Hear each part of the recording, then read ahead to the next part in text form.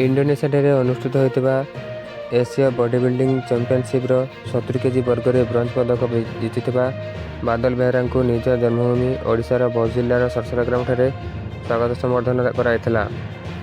ବାଦଲ ଆହୁରି ଆଗକୁ ଯାଆନ୍ତୁ ବୋଲି ଗ୍ରାମବାସୀ ଆଶା ରଖିଛନ୍ତି।